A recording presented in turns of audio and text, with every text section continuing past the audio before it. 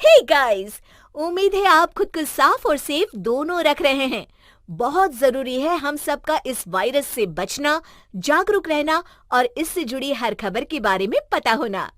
इसलिए हेलो लाया है fight against corona virus initiative, जिसके जरिए आपको इस वायरस से जुड़े हर सेफ्टी मेजर और हर खबर के बारे में रेगुलर अपडेट्स मिलते रहेंगे। Stay safe. Download the hello app now.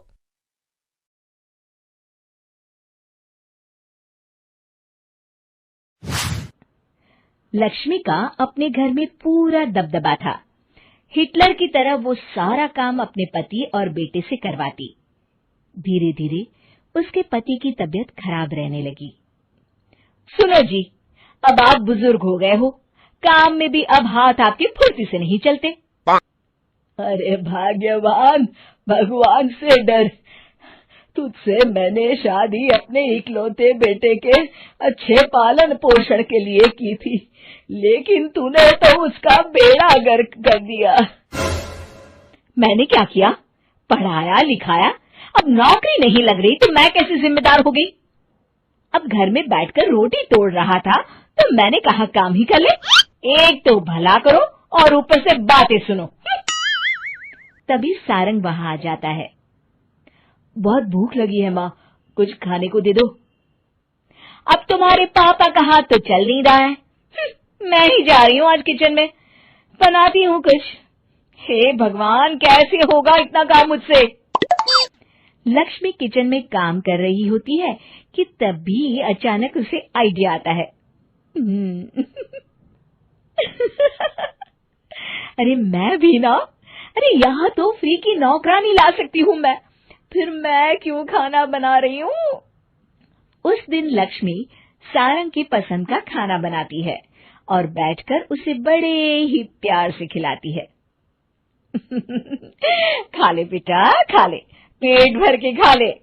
अरे रुक, मैं तेरे लिए ना गर्मा गर्म रोटियां लाती हूँ। सारंग और उसके पिता एक दूसरे की ओर बड़े ही हैरानी से देखते हैं।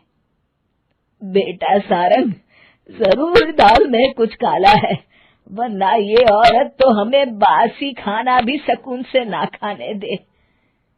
सुनील की बात लक्ष्मी सुन लेती है और जोर जोर से चिल्लाने लगती है। अरे हाँ, भलाई का तो जमाना ही नहीं रहा।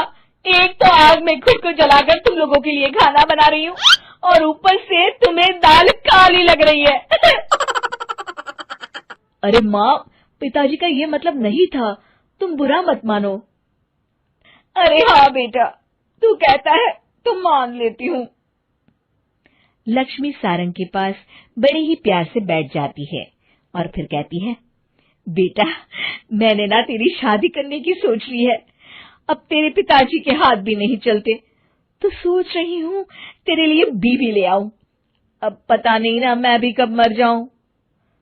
अब ऐसे भाग्य भी कहाँ है हमारे। क्या कहा?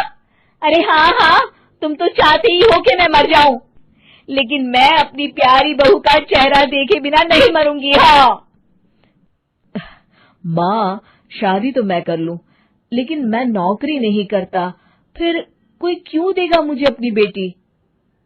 अरे क्यों नहीं देगा बेटी? इतना बड़ा घर, खेल खलियान है, किस चीज की कमी है हमारे पास? जो आएगी राज करेगी, राज।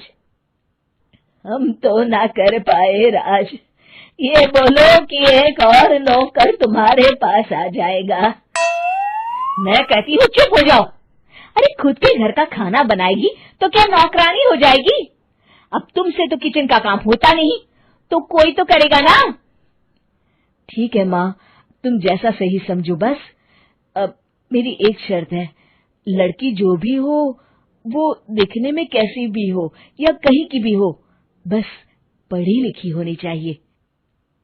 अरे हाँ, ला देंगे पढ़ी लिखी बेटा, मैंने कौन सा काम करवाना है उससे। हाँ। और फिर एक दिन पास के गांव की ही रति से सारंग की शादी हो जाती है। रति दिखने में बहुत ही सुंदर थी, साथ ही साथ काफी पढ़ी लिखी थी। रति को लक्ष्मी के सौतेले होने की बात पता नहीं थी। शुरू शुरू में जब रति ने सारंग को घर का काम करते देखा तो हैरान रह गई। अरे, ये तो अच्छी बात है कि आप घर का काम करते हैं, लेकिन मैं तो घर में ही हूं ना। आप क्यों कर रहे हैं जी? जाइए, आप नौकरी के लिए अप्लाई कीजिए ना। तभी लक्ष्मी वहां आ जाती है। अरे रति बहू, करने दे उसे काम। और हाँ, मेरे घर के कुछ नियम है, कायदे हैं, यहाँ बीच में ना ही बोलो तो तुम्हारे लिए अच्छा होगा। रति को लक्ष्मी की बात कुछ अजीब सी लगती है। वो समझ नहीं पाती है कि वो ऐसा व्यवहार क्यों कर रही है, लेकिन उसे लक्ष्मी के सौतेले होने के बारे में कुछ पता नहीं चलता है। फिर एक दिन तो हद ही हो जाती है।